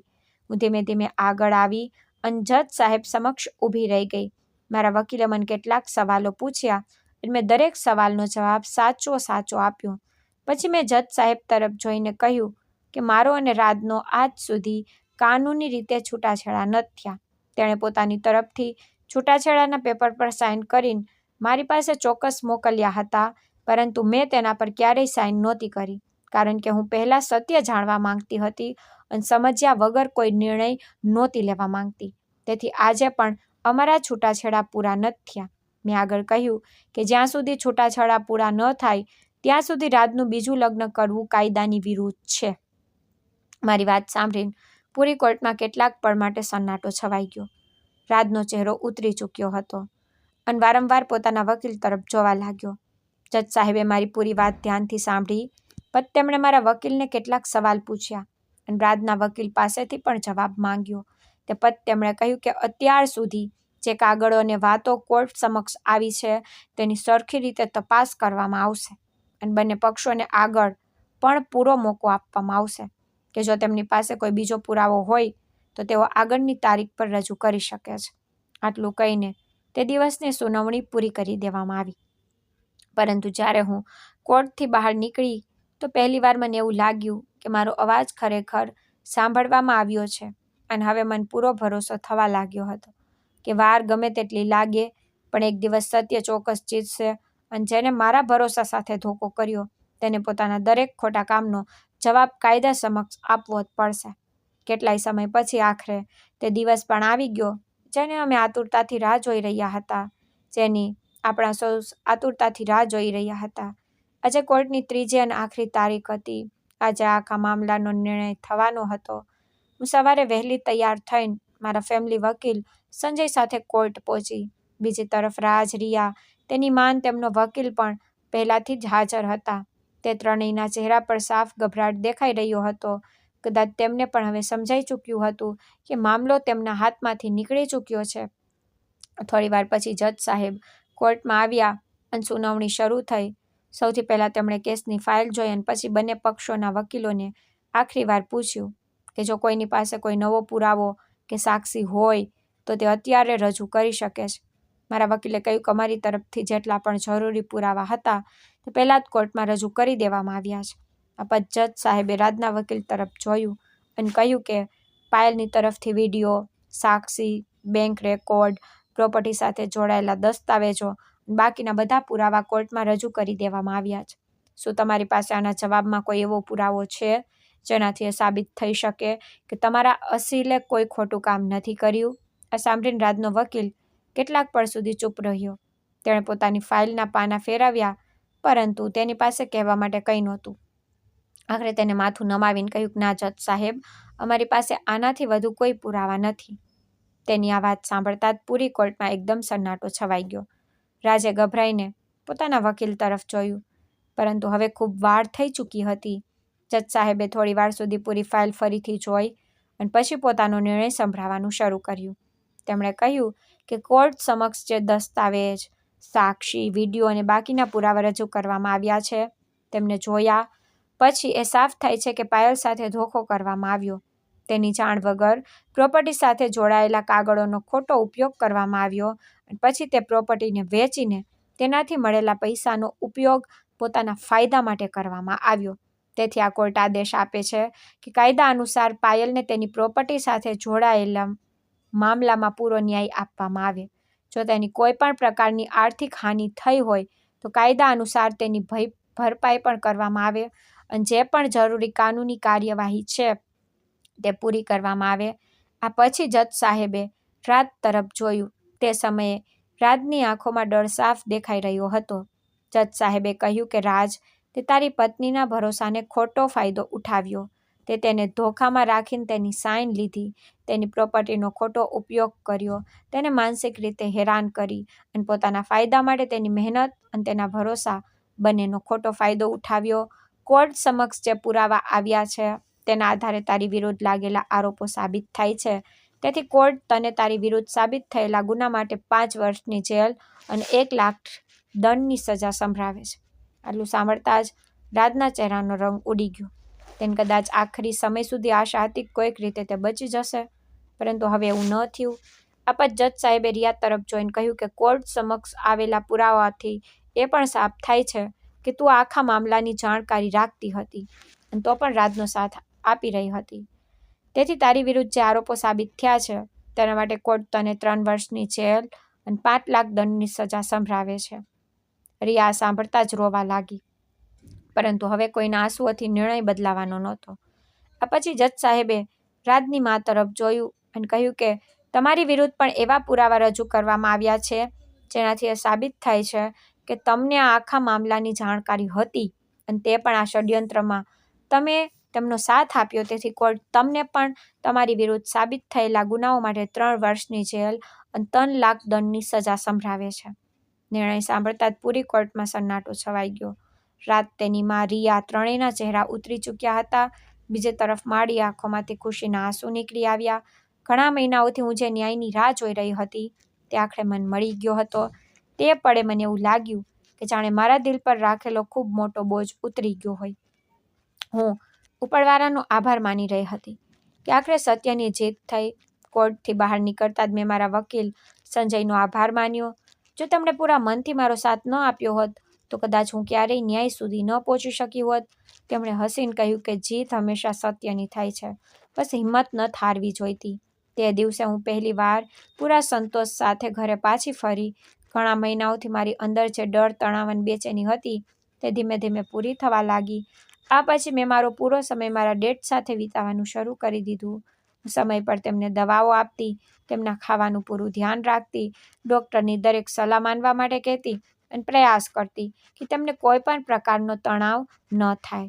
ધીમે ધીમે તેમની તબિયતમાં પહેલાં કરતાં ઘણી સારી થવા લાગી. તેમનું ડાયાબિટીસ પણ ઘણા હદ સુધી કંટ્રોલમાં આવી ગયું. જ્યારે ડૉક્ટરે તેમની ફરીથી તપાસ કરી તો તેમણે પણ કહ્યું કે હવે તેમની સેહતમાં પહેલાં કરતાં ઘણી સારી છે અને જો આવી જ રીતે ધ્યાન રાખવામાં આવ્યું તો તેઓ બિલકુલ સામાન્ય જિંદગી જીવી શકે છે. આ સાંભળીને મને ખૂબ ખુશી થઈ, કારણ કે મારા માટે દુનિયાની સૌથી મોટી દોલત મારા ડેડની મુસ્કાન હતી. મને મારી નોકરીમાંથી કેટલાક સમયની રજા મળેલી હતી, પરંતુ જ્યારે ઘરની બધી પરેશાનીઓ ધીમે ધીમે પૂરી થવા લાગી ત્યારે મેં મારી એરલાઇન સાથે ફરી સંપર્ક કર્યો અને મારી ડ્યુટી જોઈન કરવાની તારીખ નક્કી કરી લીધી.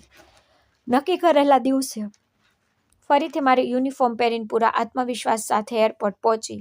ત્યાં મારી પૂરી ટીમ સાથે ફ્લાઇટ પહેલાંની જરૂરી મીટિંગ કરી, હવામાનની જાણકારી લીધી, ફ્લાઇટ સાથે જોડાયેલી બધી જરૂરી તપાસ પૂરી કરવામાં આવી અને પછી ઘણા મહિનાઓ પછી ફરીથી કોકપિટમાં જઈને મારી પહેલી ઉડાન ભરી. જેવી વિમાન આકાશમાં ઉડ્યું, મને એવું લાગ્યું કે જાણે મારી જિંદગી એકવાર ફરી નવી શરૂઆત કરી રહી હોય. તે દિવસે મને અહેસાસ થયો કે ભલે જિંદગી ગમે તેટલી મુશ્કેલ કેમ ન હોય, જો માણસ હિંમત ન હારતો તે ફરીથી પોતાના પગ પર ઊભો થઈ શકે છે. તે પછી મેં પહેલાંની જેમ પૂરી મહેનત અને ઈમાનદારીથી મારું કામ કરવાનું શરૂ કરી દીધું. બીજી તરફ મારા ડેડ પણ હવે પહેલાં કરતાં ઘણા મજબૂત અને અનુભવ કરવા લાગ્યા હતા. ડૉક્ટરની સલાહ અનુસાર તેમણે પોતાનું ખાવા પીવાનું પૂરું ધ્યાન રાખ્યું, સમય પર દવાઓ લીધી અને કામનો તણાવ ઓછો કરી દીધો. જ્યારે તેમની તબિયત પૂરી રીતે સંભાળી ગઈ તો તેમણે પણ ધીમે ધીમે પોતાની કન્સ્ટ્રક્શન કંપનીની જવાબદારી ફરીથી પોતાના હાથમાં લઈ લીધી. તેઓ રોજ ઓફિસ જવા લાગ્યા, પોતાની ટીમ અને મેનેજર સાથે મીટિંગ કરતા, નવા પ્રોજેક્ટની જાણકારી લેતા, જૂના અટકેલા કામ પૂરા કરાવતા અને પહેલાંની જેમ પૂરા બિઝનેસને સંભાળવા લાગ્યા. કેટલાક જ મહિનાઓમાં તેમની કંપની ફરીથી પહેલાંની જેમ સારી ચાલવા લાગી અને તેમના ચહેરા પર પણ એ જ જૂની મુસ્કાન પાછી ફરી આવી, જેને જોઈને મારા દિલને સૌથી વધુ ખુશી મળતી. હવે હું મારા ડેડ સાથે એ જ ઘરમાં રહી છું. અમે બંને મળીને પોતાની જિંદગીને ફરીથી નવી રીતે શરૂ કરી. હવે મારી જિંદગીમાં પહેલાં જેવો ડર નથી પણ સંતોષ છે. હું મારા કામ પર પૂરી મહેનતથી ધ્યાન આપું છું અને બાકીનો સમય મારા ડેડ સાથે વિતાવું છું. જે કંઈ પણ મારી સાથે થયું તેને હું ક્યારેય ભૂલી નથી શકતી. તે ધોખાએ મને ખૂબ દર્દ આપ્યું, પરંતુ એ દર્દ મને મજબૂત પણ બનાવી દીધી. આજે પણ જ્યારે હું તે દિવસોને યાદ કરું છું તો લાગે છે કે જાણે તે મારી જિંદગીનું એક ખૂબ ખરાબ સપનું હતું જે આખરે પૂરું થઈ ગયું. તે પૂરા સફરે મને ખૂબ કંઈક શીખવ્યું. મેં શીખ્યું કે કોઈના પર આંખ બંધ કરીને ભરોસો ન કરવો જોઈએ. પોતાના હક માટે હંમેશા ઊભા રહેવું જોઈએ અને સત્યનો સાથ ક્યારેય ન છોડવો જોઈએ. આજે ઉપરવાળાની દયાથી હું ખૂબ ખુશ છું. મારા ડેડ સ્વસ્થ છે, હું મારી નોકરી પણ કરી રહી છું અને સંતોષથી મારી જિંદગી આગળ વધારી રહી છું. હવે મને પૂરો વિશ્વાસ છે કે ભલે જિંદગી ગમે એટલી કઠિન કેમ ન હોય, જો માણસ હિંમત અને સત્યનો સાથ નથી છોડતો તો એક દિવસ તેને તેનો ન્યાય અને તેની ખુશીઓ બંને ચોક્કસ મળે છે. દોસ્તો, જો તમે આ વાર્તાની નાયિકા હોત અને પોતાના જીવનસાથી તરફથી તમને ધોકો મળત તો શું તમે ચૂપ રહી જાત કે પોતાનો હક અને ન્યાય માટે કાયદાનો સહારો લઈને લડત? તમારો અભિપ્રાય અમને કોમેન્ટમાં ચોક્કસ જણાવજો. ધોખો, અન્યાય અને અત્યાચાર સામે ચૂપ રહેવું એ ઉકેલ નથી. દરેક વ્યક્તિને પોતાના અધિકારોની જાણકારી હોવી જોઈએ અને અન્યાય સામે કાનૂની રસ્તો અપનાવવાની હિંમત રાખવી જોઈએ. યાદ રાખો, હિંમત, સત્ય અને કાયદાનો સાથ હોય તો વાર થઈ શકે છે, પણ ન્યાય ચોક્કસ મળે છે. જો તમને આવી પ્રેરણાદાયી અને સમાજને જાગૃત કરતી વાર્તાઓ પસંદ આવતી હોય તો ચેનલને સબસ્ક્રાઈબ કરો, વિડીયોને લાઇક કરો અને તમારો અભિપ્રાય અમને કોમેન્ટમાં ચોક્કસ લખો. તમારું એક સબસ્ક્રાઈબ અમને આવી કહાનીઓ લાવવાની પ્રેરણા આપે છે. ધન્યવાદ.